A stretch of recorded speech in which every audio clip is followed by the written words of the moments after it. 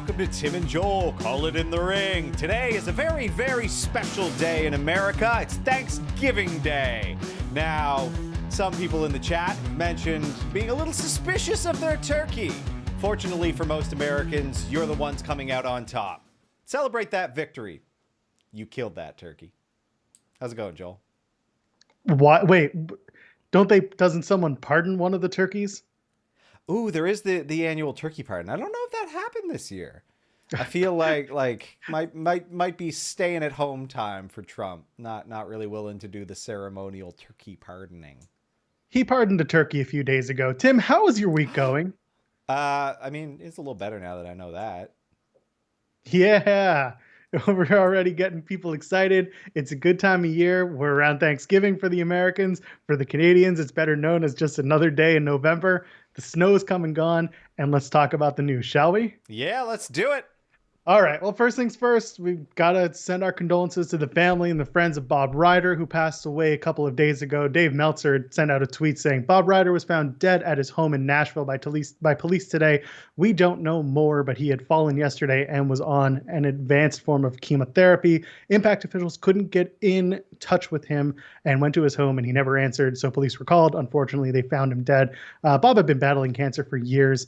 There have been tributes coming in from all over the wrestling world, in and outside of the ring. Doesn't matter if you worked backstage or if you worked in front of the stage, if you were in the ring or out of the ring. There was nothing nobody could say about Bob Ryder because everyone was impacted by him. For those who don't know, Bob Ryder actually handled the travel for ECW. And he worked WCW, did the online division with Jeremy Borash, who now works for NXT, does a lot of the cinematic stuff that you see, including the Hardy stuff back when he was in WWE. And now the Hardy stuff has been kind of impacted as the way it runs in AEW. That was a lot of Borash's idea. Ryder was also the man who came up with the idea to run the weekly TNA pay-per-views, as I found out yesterday from Jimmy Van out of Fightful. I didn't know that. That was his idea. And, all the TNA executives and the wrestlers, and I'm saying TNA specifically, not just Impact, but those who were part of TNA have made very touching tributes over social media for Ryder. He founded OneWrestling.com back in the day with Joey Styles.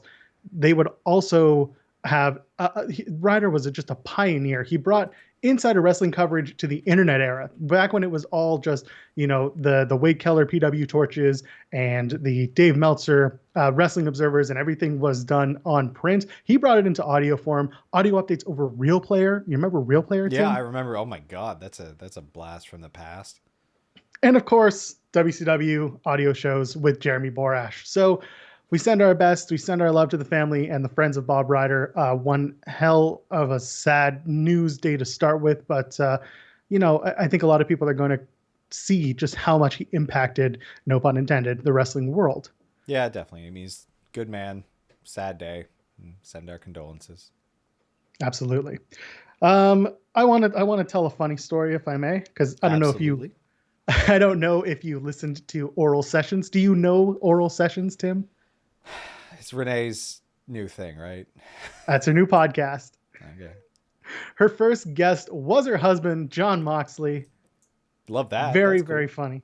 Yeah, it was phenomenal. It was an amazing interview. Very fun, easy listen. Two stories that I just want to single out because they're the funniest ones. Moxley tells a story of him defending, I should say, his WWE championship in Madison Square Garden. And then later on that night, him and Renee going out, having a nice meal, and then getting a hotel in Times Square where they had a balcony that overlooked Times Square, and they took all their clothes off, and you can guess what happened next. That's living, man. Is that not something? That's something. That's one of those days that when you're cycling through the memories at the end of them, damn, that's going to stand out. Well, that's good for them. I'm sure they cherish that. One day their child is going to come across this audio interview and be like, wait, what? What happened? Yeah. Yeah, your mommy and daddy are cool as hell. It gets better, Tim. Oh, God.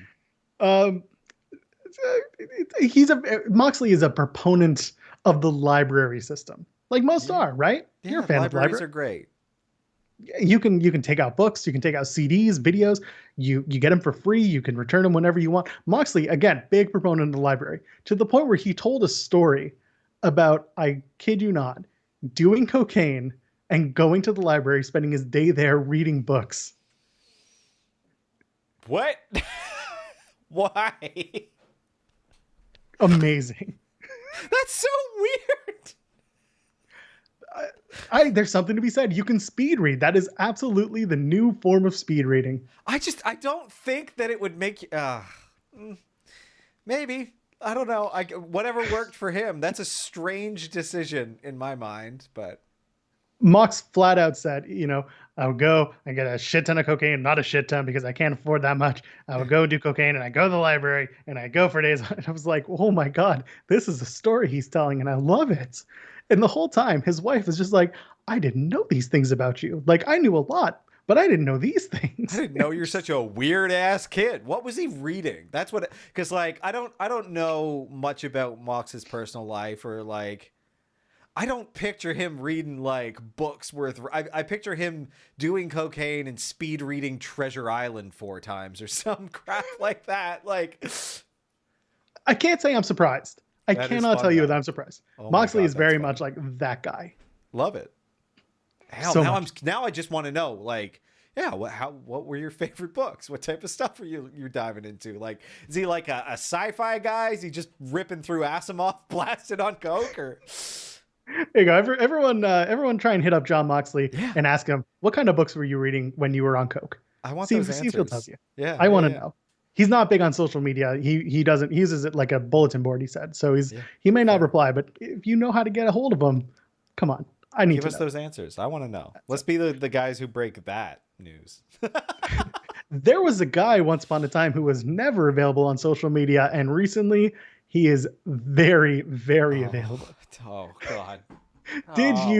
Did you watch the video I sent you of the Undertaker's cameos? Yeah, because I didn't realize. Oh man. Okay. If you haven't, do it. I watched them. I watched all of them. And the video you sent me in particular didn't do a good job of remembering what ones I had already seen. So some of them I watched a couple times. And it was one of the most traumatic things I've had to experience in recent memory, which is fortunate so far. But like, good God. Come on. Why would he do that? It's $1,000. Some people can afford it. Some people can't afford rent. But, what is Cameo? Why are these available? Did someone have to like go to 30 people and beg for them, or are these just available for some reason? How do you mean? Are you talking about Cameo as a service? How does it work? Yeah, like why are we able to see what were uncomfortably personal messages? Yeah, so with Cameo, you can log in, set up an account, and then you pay the person to do a personalized message. Yeah. The reason why I don't know why they show up as public. I don't know. It could also be that some people are uploading them to their own socials, or they are saying there's probably a checkbox, private or public, if you want to be able to get a hold of it. And most people probably said, I don't care. But that's not a great idea because some of those public cameos should not have been public. Yeah, it was real weird. First of all, the Undertaker making that face after every single one trying to shoehorn in rest in and roll like, geez, why did he do the gargly thing at the end? Like, I know he used to do this stuff like when he was the Dead Man character, but like it seemed so much worse and so much more uncomfortable now, and I don't know why it's different, but the context makes it horrible. A lot of these were just like, don't kill yourself pep talks, and I found that deeply uncomfortable. And some of them were just really weird. Like, really weird. I didn't care for it. I don't like that I watched it. I had a friend I sent it to, and he flat out refused. And I wish I had done the same. Shout out to All Elite Scooby-Doo. Oh my God. Is that how yeah. I'm supposed to acknowledge you? And then he goes on to tell him he's happy that he's getting married. There was another one that was really, really stupidly funny. There was one where it's like, you're a great husband. Yes. Or give your mom a hug from the Undertaker. So that she can rest in peace. Oh, this is the one. He did one for, I think it was a couple or maybe some friends. And he's like, whatever the person's name was, like, JR, you're fine. Oh, yeah. Real fine. Real fine. I clipped that out, and that is going to be part of my daily affirmation from now on. Oh my God. There was one that was like, and I watched this one twice. It showed up twice, and it was like, Abdullah, figure your life out. Like, what is that? She's like, do I have to come kick your butt? I've kicked Abdullah's butts before. Like, someone spent $350 Kuwaiti on that. Oh, it's insane. The whole thing was so weird. I love it. The reason why this conversation is my favorite is because if you looked earlier on my Twitter feed, I'd actually put in that the original thumbnail for the show was going to be about Undertaker's cameos, digging holes and making cameos. And then we were just like, no. We're going to talk about Lana. We're going to get to that in a few minutes. Yeah. Get ready for that, because Lana talk is kind of our wheelhouse now, isn't it? Oh, yeah. Get your horns ready. Speaking of which, Young Rock. What? The show, yeah. Have you heard of the Young Rock show? No. What? Not Chris Rock. Young Dwayne Johnson. The Rock. Is that what that balloon was about? Yeah, because they're going to do a show starting in February on NBC. It's all about The Rock's younger days, stories of bar fights, stories of selling drugs as a kid, moving across the U.S. as well. NBC actually released a trailer today that had the infamous Rock fanny pack photo that you were making reference to a second ago, but as a Macy's Thanksgiving Day parade balloon. Absolutely hilarious. Got everyone's attention. And The Rock actually recently shared production stills from filming, which has already begun and looks like it may be close to wrapping. And NBC also announced that The Rock will be heavily involved on the first season of the show on screen. So that's pretty big. Putting The Rock in his own show is one thing, but having a character like The Rock and The Rock himself on the show, that pretty much lends to what is hoping to be a blockbuster show. Yeah, like my first instinct is to go, oh God, why? But then I don't know. Like, that does sound kind of good, and everybody loves The Rock. And The Rock's involved. It might not be horrible. It is NBC. NBC makes some good stuff, but it's still network TV, so I'm nervous. It might be okay. I'm cautiously optimistic. Hey man, they did Will and Grace. That was a good show. Okay. Has nothing to do with The Rock, but different. Yeah. Anyway, you know who else doesn't have anything to do with The Rock, but actually does now that I think about it? And that's Shane Helms, who once famously tried to chokeslam The Rock. Anyway, Shane Helms is now back in WWE as a producer, according to PW Insider. That is the role that he filled before he was cut in April due to COVID. Helms was backstage at Survivor Series, and he was working as a producer as early as this past Monday's Raw. Apparently, his spat with Road Dogg that you and I profiled on the show a few weeks back had absolutely no bearing on his rehiring. Shane Helms, by the way, recently seen on Talkin' Shop Mania 2 and at AEW Full Gear in his full Hurricane gear. Yeah. PW Insider was also reporting that Brian Kendrick, also known as the Brian Kendrick, has been working as an NXT producer as of late. He's still active on 205 Live, but he's doing NXT production. Fit Finlay got rehired. Nice. And also Vic Joseph and Mackenzie Mitchell are openly a couple, which I guess that's been since the summertime. Okay, cool, yeah, whatever. I don't know why it's in my notes, but here we are. Vic Joseph and Mackenzie Mitchell are very sweet, very nice people, but on TV they kind of feel stiff.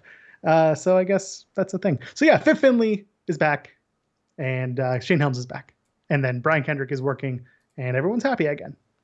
Cool. This is all good news. Happy for all of them. I like Shane Helms a lot. Like, I follow him on Twitter and keep up with what he does, and he's like, he gives some interesting thoughts, and he's respectful and well spoken, and I do like him a whole lot. So I'm glad that he's back on board. Yeah, excited to see him back and getting more involved. Apparently, he's pitched a lot to bring in legends and have a lot of nostalgia, which can be good or bad depending on. I saw that. I don't agree with that. I don't necessarily like what I appreciate about Shane Helms is that I definitely don't agree with him all the time. It's like 50-50 on a lot of stuff, but like he's respectful when people disagree, and like that's why the Road Dogg thing was funny to me, because it's like Shane's right. Like, And But he's dry. He's and not such a he bites. jackass. Like he's not a jackass when he gets into a fight. He's usually level-headed. He's a down-to-earth guy. It feels like. So, but I don't want to see more legend returns. But whatever. That's fair. But we do have one more return to talk about. Okay, who? Not who, but what? Because the NWA recently announced on Tuesday that they are returning to YouTube with their own show. It's not Power, it's now NWA Shockwave. So Joe Galli, who was their lead announcer, announced earlier on YouTube that starting this Tuesday and running every Tuesday at 6 p.m. Eastern on YouTube, you'll be able to watch NWA Shockwave. The show's in conjunction with UWN, the United Wrestling Network, which the NWA is a part of. They've been running their primetime live shows through that. And the tapings are happening in LA, same space as the UWN pay-per-views and New Japan Strong TV. So there's already content in the can ready for NWA Shockwave. This is really just an updated version of Power, which is their TV show. And it's probably going to get some updated looks because Power was an old school 80s style wrestling show. So I assume Shockwave is going to look maybe a little bit more now. Yeah, like modern. That's what night of the week was it again? Tuesdays at 6 p.m. If you are an NWA patron on their Patreon, you get it on Monday nights. Yeah. I mean, cool. I will try to check it out amidst all of the other stuff I have to watch. The one thing with NWA is that it had a really good start. Yeah. And then they had a lot of controversy with Jim Cornette and a certain joke that he made that was in very poor taste. And then he left. One, and man? yeah, which one is right? He's still making them. Yeah, we're not going to get into which ones, but he did that.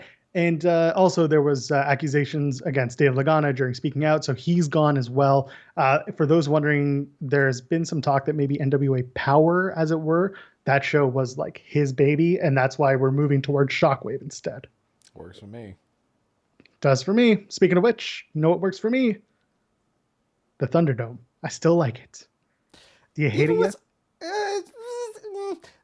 Okay, they've gotten a little bit ridiculous with pumping the crowd noise in. Like we've been digging at it here and there, but it's like they've got the pinfall counts that are being triggered, and you can tell like the audio cutoff is real bad because you go from one set of crowd walla to a different set of crowd walla, and it's just like I don't know, it's a bit much, and like some of it just isn't working, like because they're tipping their hand, like they're like dictating what's supposed to happen. It's like kind of Vince's wet dream. Yeah, well, we know that the Thunderdome is going to be relocating to Tropicana Field, but earlier today, Fightful Select dropped this little nugget, if you will, saying as of the last word, WWE will get to Tropicana Field this Saturday and run through December 10. The company is expecting a much longer setup than they had for the Amway Center, possibly even twice as long. Though Amway's contract with WWE was originally up this week, we're told that the current plan is to run shows from Thunderdome at Amway until at least December 7th, at which time WWE will immediately tear down there. So it looks like Tropicana for at least a while, maybe through Mania. Yeah, we'll see. Man, there's room to bring in fans. Yeah. There is. Yeah, we'll see. Not much left. Not much left to say about Thunderdome, eh? No, I don't care. It's fine. They're making the best of a bad situation, which is totally fine. Like there's something to be said about crowd noise versus no crowd noise, so I can't fault them for taking the decision that they have. Like I can't deny it does feel a little bit better. So yeah, they were never going to work with crowd noise coming from people's microphones at home. No, that was I didn't believe that was ever going to be a thing. The fact that they were pretending that was weird to me. But I knew it wasn't going to be that because God, that would sound so bad. Yeah. Like, you know what sounds good though? Yeah. No, if you want to do it, you can do it. What? We're here for hot takes, buddy. Hot takes about what? Oh, I don't know. I thought you had a hot take about Thunderdome. No, I said it already. I don't care for their weird audio triggering. The pinfall counts in particular sound real dumb. They do. Or whenever they try to do like New Day Rock stuff. It's always off. Like it's always off time. Like I don't understand. There's clearly a delay either from what the wrestlers can hear when they're in the arena or the people monitoring. There's latency that's screwing it right up. Yeah, I don't care for that. And it's also annoying when we get "This is awesome" chants piped in for like every little thing. Well, I have something more awesome than a "this is awesome" chant. Okay. So, once upon a time, this is talking like July, Xavier Woods started a campaign to become a host on G4. Are you familiar with G4 Network? Is that a video game thing? Yeah, it was. Of course it is. If it's Xavier Woods, it's probably a video game thing. Okay, G4 perfect. also used to show a lot of old shows like Cops, but anyway, that has changed. G4 is rebooted. They're going to be refocusing on games, and after almost a year of campaigning, because it happened since before July, July was just when he started Twitter campaigning, he is now joining G4. Pretty amazing. His love for gaming, by the way, is obvious. It's not put on. Like, I saw him in Phoenix Royal Rumble weekend last year. I guess it was 2019 at a barcade. He legitimately played most of the games in the place, talked to a few people, and like had his backpack on the entire time, and just looked like he wanted to come and play games and then get the hell out. Nerdy little fanboy. But he ain't small. Oh, He is man. not. He is deceptively big. Was it a cute backpack? It was green, I think. Like a was it JanSport? Yeah, it looked like a JanSport backpack. Yeah. Maybe a little bit better than that. Well, that's cool. Anyway, the head of G4, Kevin Sabi, he said that, quote, "We could not be happier to welcome Xavier to the family and introduce the first member of G4's new cast," Sabi said of the new acquisition. He said, quote, "The list of honor talent with advanced degrees in psychology, unbridled passion for video games, and a multiple WWE Tag Team Championship is not long. We loved Xavier's creative #Creed4G4 campaign and cannot wait to showcase as many talents throughout G4's developing slate of programming. Xavier stands as a fantastic first representative of an exciting and diverse team that we are assembling for G4 and will be introducing in the next coming weeks and months." Cool. Wait. Does WWE get a cut? You bet. It's a WWE deal, because notice how they said who was hired. It's Xavier Woods, not Austin Creed. Truth. Okay. Gross. Up, down, down is still a WWE co-opted deal. So I assume, like I said, and like you said, they have a play in this. They have money in this. So we're going to see. For now, they're doing these deals like quickly now as a proof of concept to get everyone to it's like what we talked about last week, where they're dangling best case scenario in front of people to see, like, oh, you could be up here too. But it's like, but you got to put the work in. Yeah, you got to put the work in. The work being stand in the back and wait for someone to do something with you. Where's Alistair? He's in the locker room. He's waiting for someone to knock at his door. Yeah, remember when I said that WWE hasn't been very petty in the past?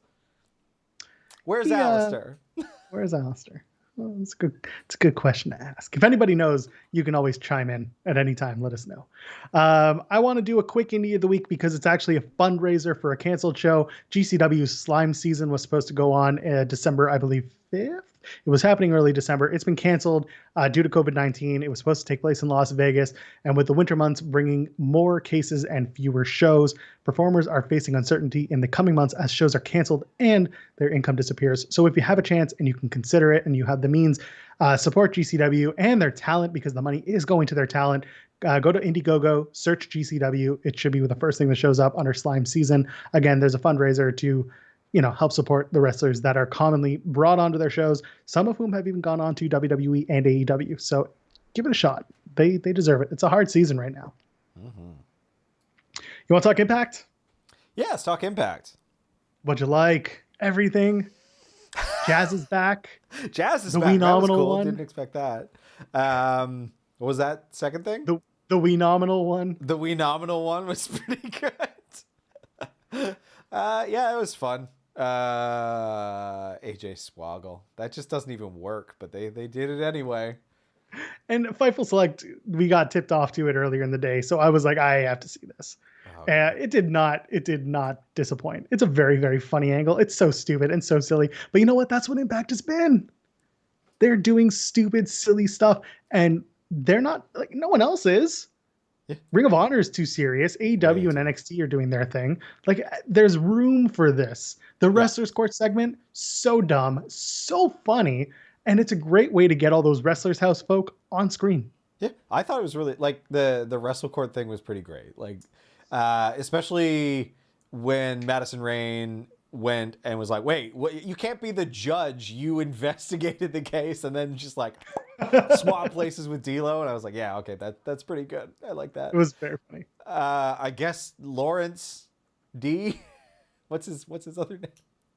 Oh yeah, Larry D, who is now Larry Lawrence D. D.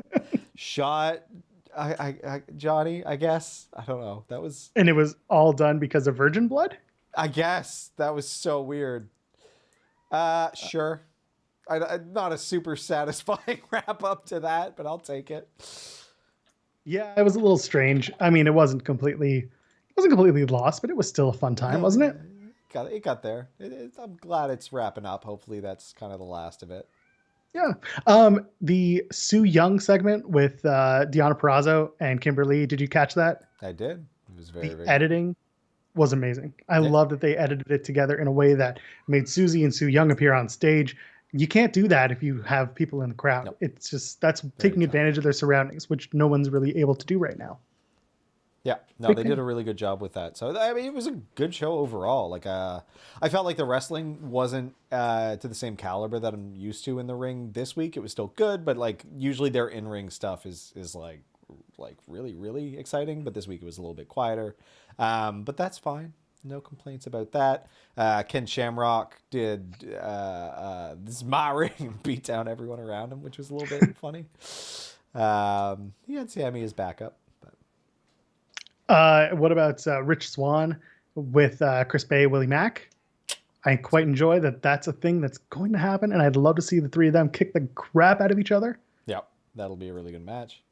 Yeah, I mean, man, that show's so good. Like, it's fun, doesn't take itself too seriously, and the wrestling is normally and still like very good. So. Yeah, I made reference to it on Twitter. It is consistent, and it is almost always our number two. Yeah. It switches sometimes between AEW, NXT, and all that, but it constantly hits either one or two. Yeah, it's beaten Dynamite for me right now. I enjoy it more. So, well, why don't we get into it, and we can talk about hits and misses. Sure, let's jump in.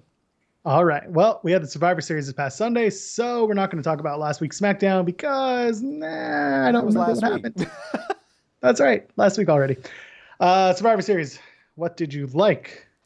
You know what? It didn't turn out the way I expected it to. It was not the New Day versus the Street Profits. I very, very much enjoyed Drew McIntyre and Roman Reigns. Didn't expect that, honestly.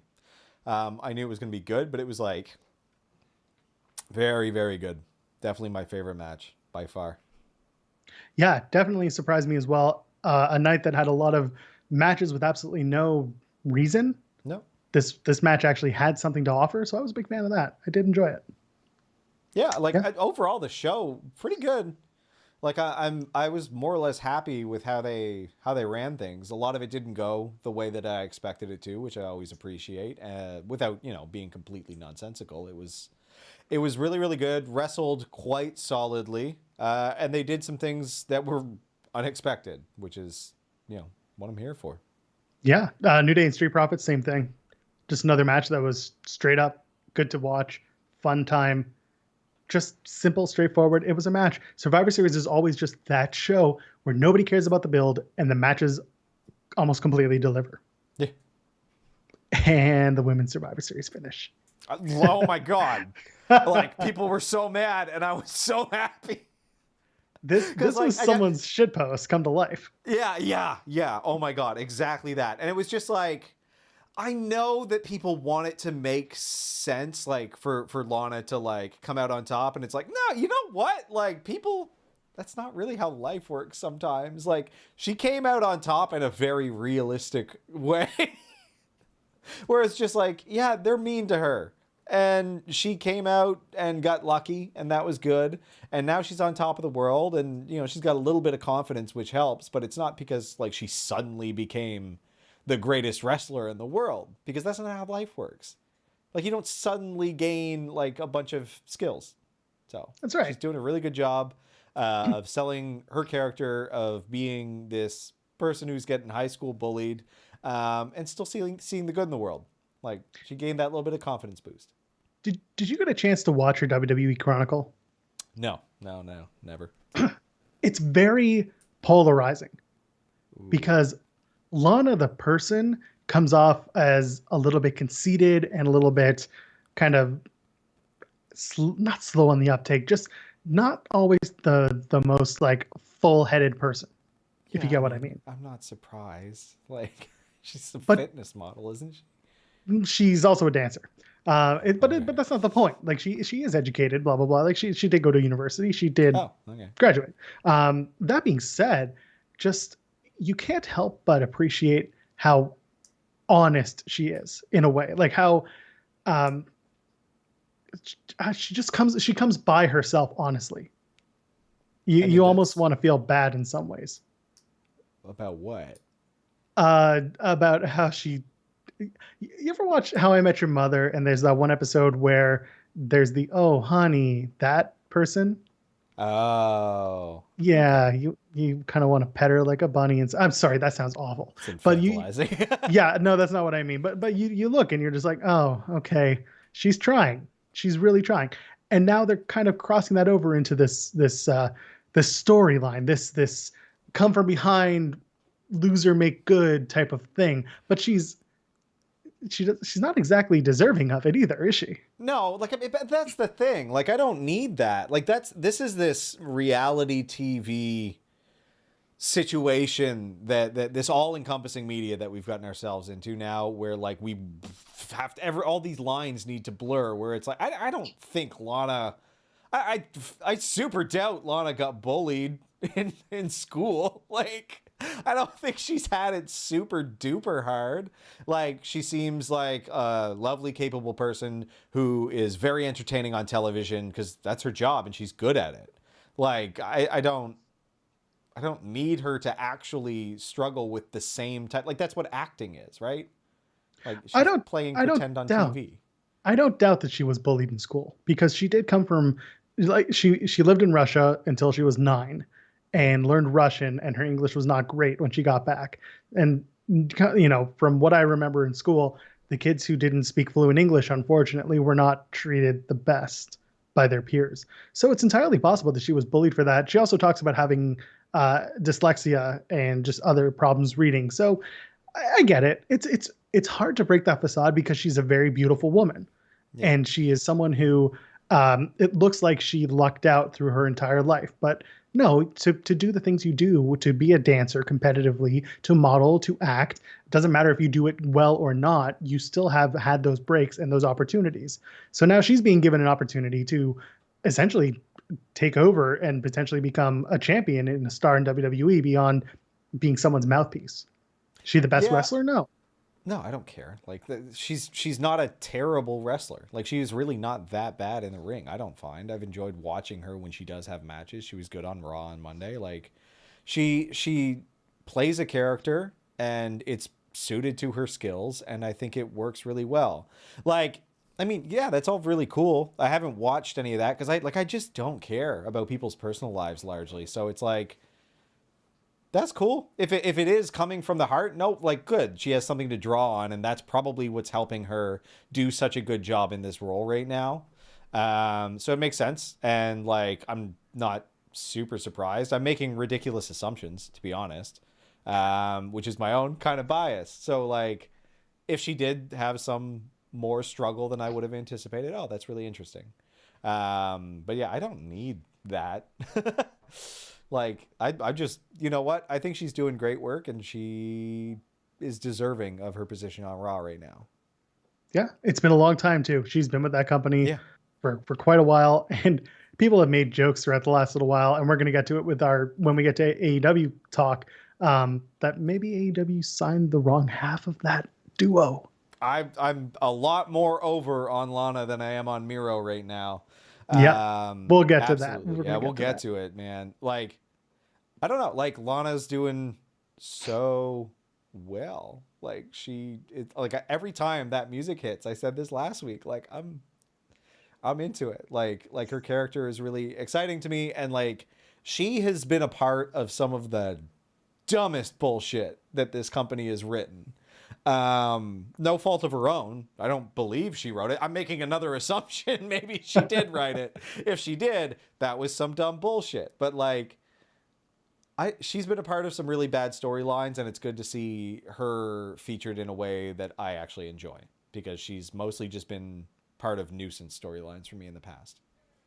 Yeah, and now she might just become a women's tag champion in a few weeks at TLC. I would love that. She could take the women's championship for all I care. Do something interesting. Like, there you go. She's gonna save all the ratings woes, isn't she? Damn right she is. She can carry this company. All right. What did you not like about Survivor Series? Because we're still on Survivor Series. My God, sorry. That's fine. What did I not like? You know what? This is kind of a cop-out. I don't know why The Miz won the Battle Royal. I liked the finish. I just, it didn't telegraph anything. It didn't build anything. It just felt weird. And it wasn't even... Were they on Raw on Monday? No, they're on Main Event this week, and they're interviewing, cover your ears if you don't want to be spoiled, Retribution. Why? What? Yeah, so I didn't like The Miz going over on the Battle Royal, because I don't really see the point of it. To counter your point, though, there was a lot of talk going into it, including from us, that Miz would potentially come in and cash in at the end of the night, become WWE champion, beat Drew McIntyre, or apparently, as we found out, Roman Reigns, he can challenge for either title, which I didn't realize was a thing now, because Otis was only able to challenge for the Universal title, or for the Universal title. That was strange to me, but I think the idea was to still give people that will he or won't he kind of feeling when he was part of the Battle Royal, and then when he won, I was like, he's not cashing in. That's it. Yeah, so I thought maybe they would do. I don't know. It's just, I get why they did it, because I was like, okay, maybe they will have him come out tonight. But if he's not even going to be featured in like the storyline going forward, which is the vibe I'm getting, why? To remind you he's there. Yeah, like that's about it. Because to remind you, there's a new season of that other reality show that I'm not going to watch. Hey, Ms. and Mrs. is really funny. I don't care. It's a really good show. I'm not gonna. I believe it probably is, and I'm glad that they're able to make even more money making content that doesn't reach my eyes. But man, I don't care. All I can say is a moment watching Marjo, and you will change your mind, my friend. Disagree. You have no idea what you're missing. I'm not going to test it. I choose to remain ignorant, and that is my choice. We'll get you there. Tweet Tim after the show. Tell him to watch Ms. and Mrs. Let's start with GIFs and then slowly build to like a couple of minute increments. Maybe you'll work me up. There you go. We already have people in chat on YouTube, if you're watching live, saying that, Miz's dad and Marjo are hilarious. So you have to watch it, Tim. Everyone has to watch Ms. and Mrs. That's the way it is. Yeah, we'll see. You know what I did not really like very much? I didn't like Farewell Taker. I didn't need that. I didn't need all of these legends coming down to the ring one by one and then a big video and then they all disappear and Vince McMahon's in the ring suddenly because he couldn't get his own ass in the ring. That was weird. That was like, oh God, is Vince dying? Why is he... Like, they took great pains to make it... Why bring all those guys down? What was the point of that?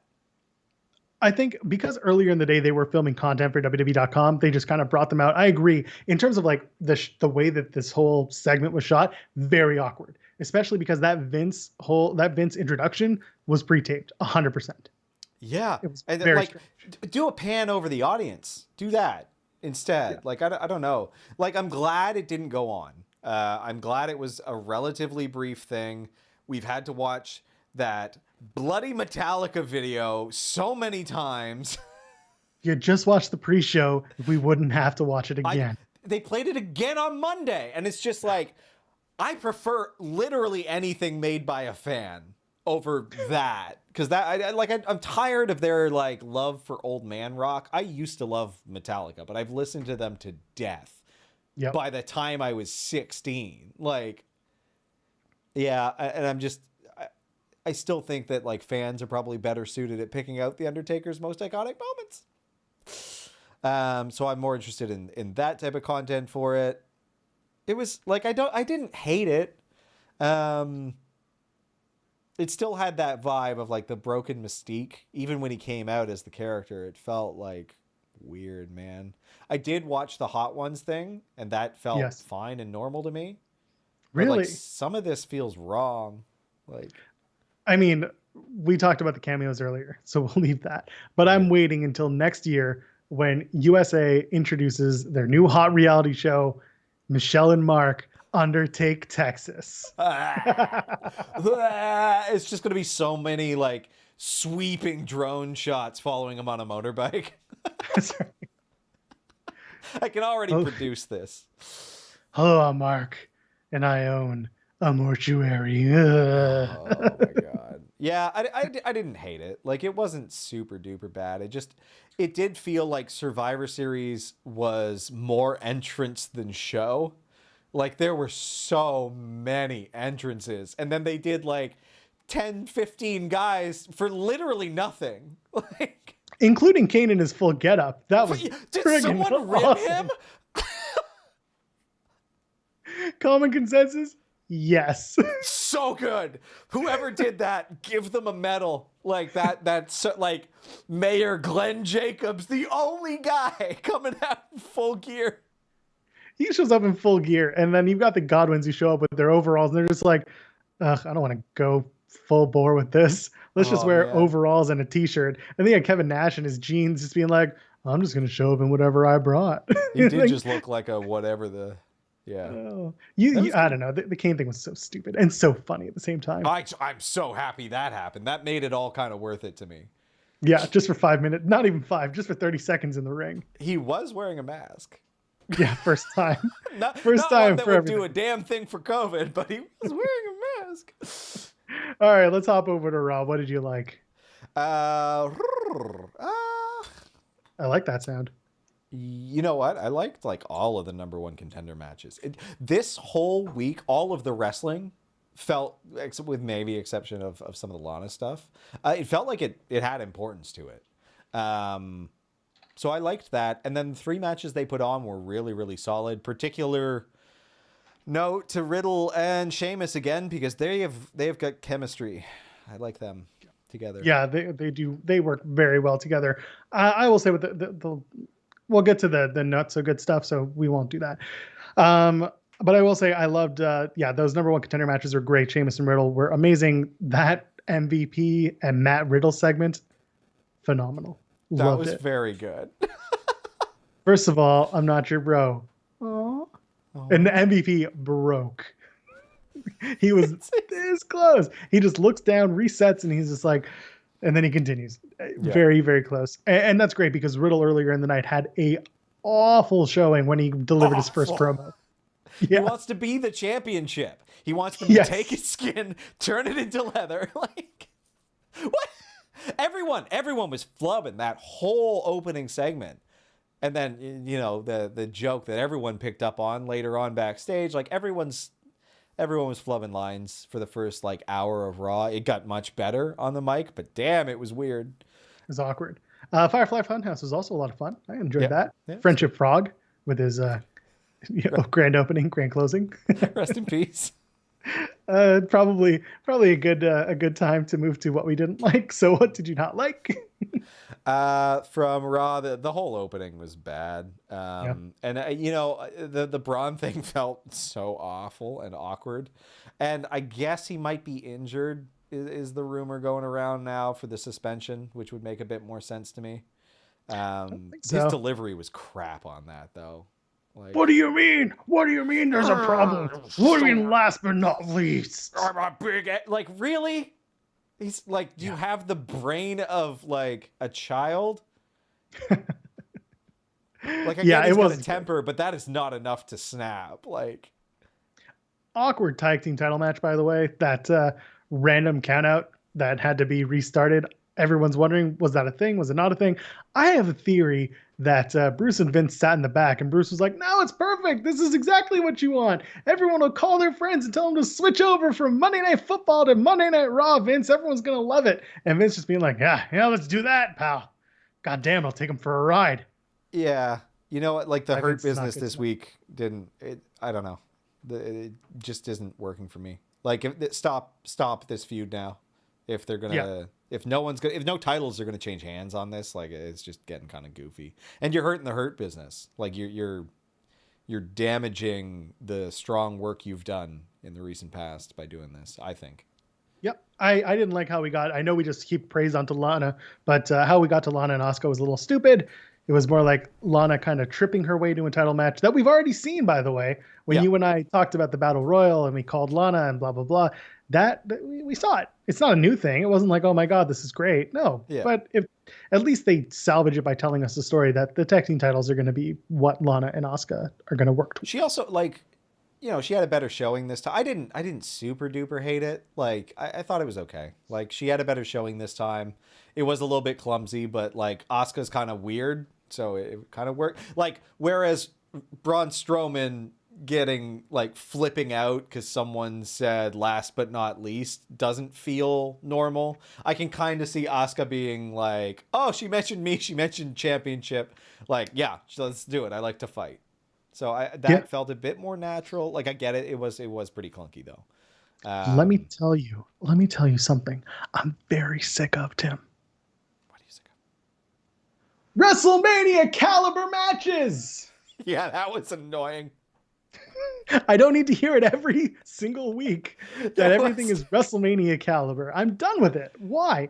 What does it accomplish? What does it achieve? Is it a way for you to say, don't change the channel, this match is going to be great. Oh my God, the ratings suck so bad. We need you to stick around because WrestleMania is around the corner. Remember WrestleMania. WrestleMania is coming up. It's WrestleMania season. WrestleMania season is happening. So you should watch WrestleMania because we're going to present WrestleMania caliber matches for you. WrestleMania time. Wacky, wavy, inflatable, flailing tube man. Yeah, exactly. Like have we not seen Randy Orton versus AJ Styles? Didn't they have a thing? They did. Yeah. It was a WrestleMania caliber match then too. Was it at WrestleMania? I can't remember. I can't either because it doesn't matter. Like it's your roster.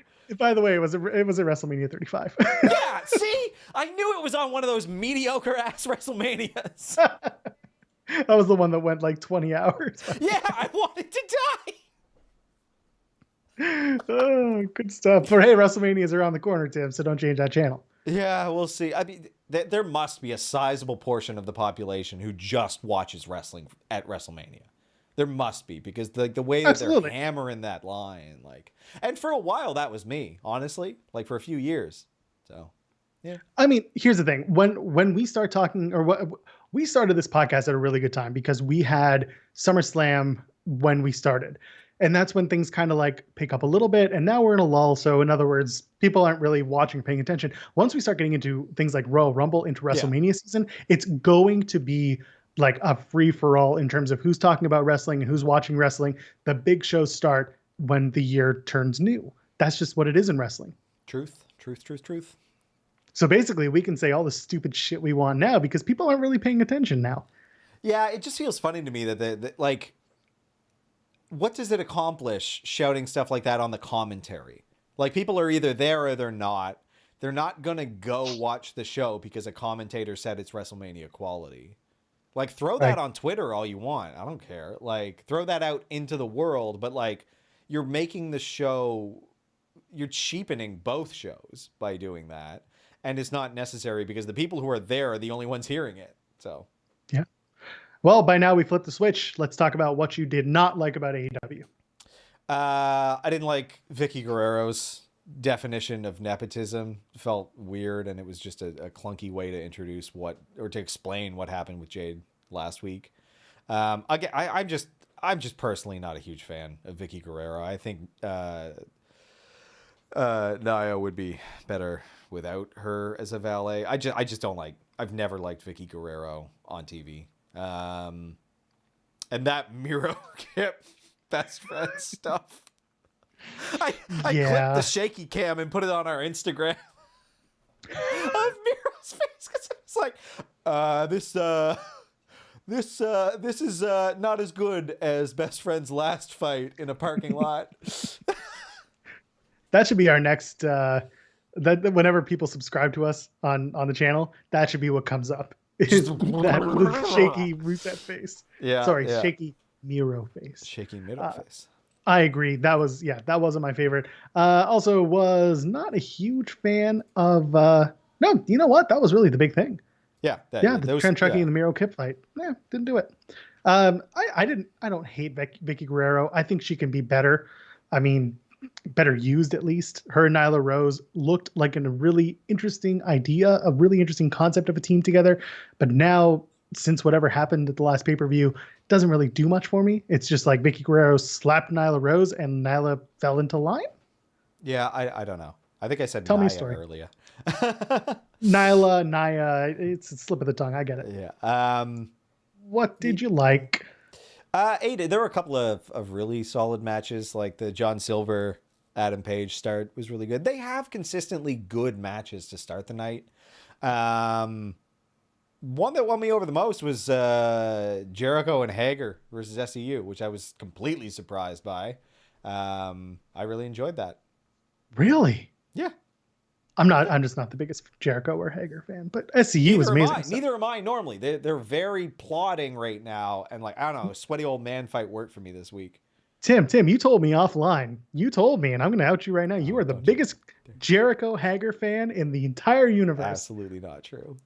So, my word I've versus lost yours. a lot of respect for Jericho this year. Yeah, it's a thing. Yeah, still good on TV. Yeah. For me, I was a big fan of Sheeta versus Anna Jay. Of course, you can set your watch to 9:30 every Wednesday night. I'm waiting. One day they're going to shock me. One day they're going to shock me and have a regular story for the women's division. It wasn't this week. AEW was pre-taped. I already knew what was coming, but it was a good match. You know, they told the story at least of Anna Jay being different than who she was the first time she faced Sheeta when she was new. Cool, liked it. I love Tai Conchi in the corner, and them at least saying Tai Conchi hasn't joined Dark Order, but she's a friend. It's kind of like that on the outs, but kind of in. I can deal with it. That's fine. The Taz mission on Cody, loved it. Really enjoyed that. Was good. Yeah. Yeah. You know what? It was like a good show overall, I would say, this week. Like I really enjoyed the bulk of it. I guess Abaddon's in the mix now. It felt kind of weird. Whoa. That was the ghost of Abaddon. What's that? Yeah, that was the ghost of Abaddon. She doesn't like that I'm talking about her, because I'm about to talk a little smack about her. It felt kind of weird having her walk out on all fours in such a brightly lit environment. Like it doesn't feel spooky; it feels silly to me. Yeah, I can see that. Mix though. What's that? Yeah. No, I can see that. I can agree with that. I didn't think about it, but I think you're absolutely right. Dim the lights.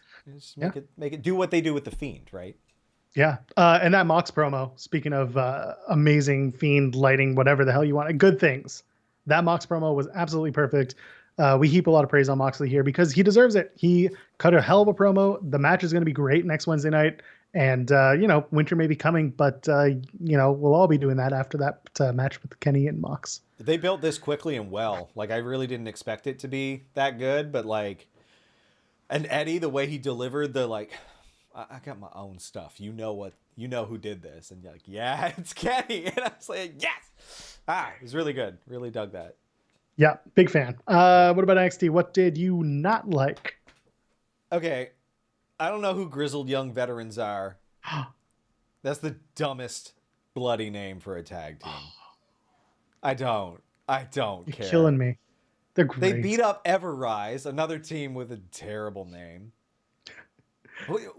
Grizzled Young Veterans? So Grizzled Young Vets they are a team from the UK, obviously. They actually got caught, I believe they got caught in the US as COVID was starting. And then they made their way back to the UK for the tapings, and now they're back. They had started to move over from NXT UK, where they were the inaugural UK Tag Team Champions. And they had a great run. And their whole thing was that they're young, they're hungry, but they've done it all. Because they're so young, they have so much left in them. Grizzled Young Vets is just, they're badasses who have a lot of time left and a lot of bumps left in their bump card. So they want to be the absolute best, and they want to take over every division that they touch. I'm a fan of them. And they're probably very good in ring. It's just like, it's such a weird, Like he comes out and he's like, I'm Liverpool's #1 Zach Gibson. And it's like, Yeah, that's his thing. You're the best Zach Gibson in Liverpool. I believe it. Like, one thing I will say, so in that tag team of Gibson and Drake, is it James Drake? Anyway, Zach Gibson is the only one who talks out of the two. So the guy with the bald head, he talks. The other guy does not. But I also love that Zach Gibson is wearing the same suit here, like in the US NXT, and he doesn't wear the same suit in the UK. Like he's only worn this one stupid suit. And I'm like, dude, I get that you left one back in the US. It's maybe time to get a new one. ah, man, it's all branding. No, man, you can wear different suits. Hurt Business out here proving that week after week, looking sharp. Looking fly. I love it. Not a big fan of Io getting taken out the way she did. Just the whole backstage having Raquel drag her out lifeless. She did sell it well. I love that. Yeah. She looked dead. I was a big fan of that. I will say, I think like the way that they're building the women's War Games match is a little bit clunky. Like I'm not the biggest fan of that because it just feels like people are getting added to Shotzi's team a little bit haphazardly. Yeah, so if you were watching Raw on USA, they actually spoiled it on Monday. They told you who all the members of each team were. But I mean, the Toni Storm turn was one of the things that I really liked. But the way they got to it, I would have rather they done it the way they did this past week on NXT rather than do it at War Games, which we just saw last year with Dakota Kai turning on Tegan Nox. No problem with that. Like the way that they've put people on Candice's team makes sense to me. It's like how it's just like people who Candice's group have wronged who are ending up together on the team, which feels like, and they're doing it so quickly. Like this hasn't built over time. They should have been thinking about this maybe 2 months ago and just kind of, slowly putting it in. And they've done little things. I mean, Shotzi and Candice, we know they have a problem. Rhea now kind of has always had a problem with Raquel. So there's that. Ember has had a problem she's been friendly with Shotzi. Now she has a problem with Tony. She wants that NXT title, which is on it. It is clunky. You're absolutely right. I'm trying to make sense of it, but it is all over the place. I agree. It's when you've got something like the men's one, it's a stark contrast just because it's happening so quickly. Like they could have done this over a couple of months, and I think it would have been a little bit stronger. I will say this: what I didn't like talking about the men's War Games match. If you tell me a bunch of times that Undisputed Era have never lost the advantage match, and you go in and have the advantage match, I don't think Undisputed Era is going to win the advantage match. And also, in common trope in the War Games era, like it was never the good guys never had the advantage. It was always the heels. That's fine, but like, don't hit me over the head with it. Yeah, well, I mean, it's hard for them. Wrestling is tough to get the nuance. I feel like you can't do the subtle stuff too easily. You're gonna miss the ball. Speaking of missing the ball, Austin Theory is under the screen mask. So what did you like about NXT? Ladder match was tremendous, unsurprisingly, good. And the opening bout, Ember and Candice was really good. Yeah, it's really like solid. That to me was a return to form for Ember Moon. Yeah. And she has been getting better and better, knocking ring raw stuff. And I think you're absolutely right. That was getting real close to the Ember Moon we know. She loves this character. She gets this character. Yeah. So there's more to her. I like that. Was there anything else from NXT that you really liked? Oh man, the finish to Cameron Grimes, Jake Atlas looked brutal. He stomped the hell out of Jake Atlas and then just like ass to face immediately for the pinfall. That was like insult to injury, man. It looked brutal. I think Atlas is probably fine, but good job. Good finish. Yeah. Looked good. Sold it well. The hack can do no wrong. That's what we do here. The Toni Storm turn I really enjoyed. Like I was saying earlier, better to do it now than to do it at War Games. Just would have been clunkier at War Games to do it that way.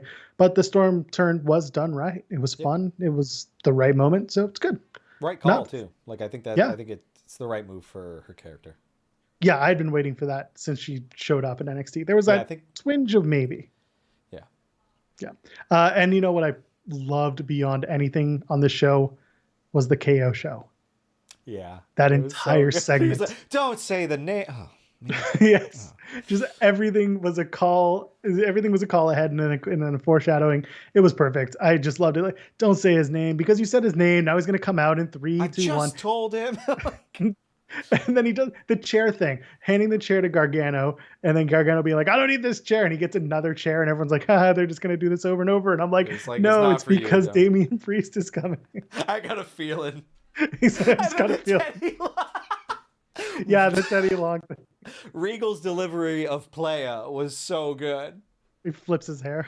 Yeah, love that. Oh man. Very, very well done. It was just a silly, fun, stupid segment. And you know what? Leon Ruff is silly, fun, and athletic. Good enough for me. He's gonna This have a is great like- match. Again, NXT #1 out of everything. Like just killing it week after week. Yeah, it was a great show, great time. SmackDown, nothing's going on. You and I were on Fightful this past Saturday playing video games. That's over. That's somewhere over there. Robert DeFelice also joined us. Getting the plugs in while I can. I think we're going to be back on Saturday on Fightful doing more gaming, maybe because of the Tyson fight. We'll see. Man, we'll see. For those who are doing the Turkey Day thing, happy Thanksgiving. Tim, where can the kids find you? Kids can find me at Tim Stone P. The P stands for poultry. Oh, like Twitter. turkey. Yeah. Oh, yeah, I get it. It's fun. It's cute. Yeah. You can find everything we do at Tim and Joel Pod, including timandjoelpod.com. We are almost there. We're trying to get to our 100 sub mark on YouTube. You can watch us live too. If we're in your ears now, that's great. If we're in your ears as you're listening to us on whatever audio platform you are listening to, that's great. Thank you so much. Leave us a 5-star review because guess what? You leave us a 5-star review. That gets your friends' ears into our ears, into their brains, and then everyone gets happy and we all talk about wrestling because that's what we do. We're a community, aren't we? Try to be. That's right. And you can find me on all forms of social media at Joel Pearl. That is JoelPearl. Woo! It's December next week, Tim. This year. We're getting closer. And until then, enjoy your wrestling and enjoy your week, folks. Happy Thanksgiving.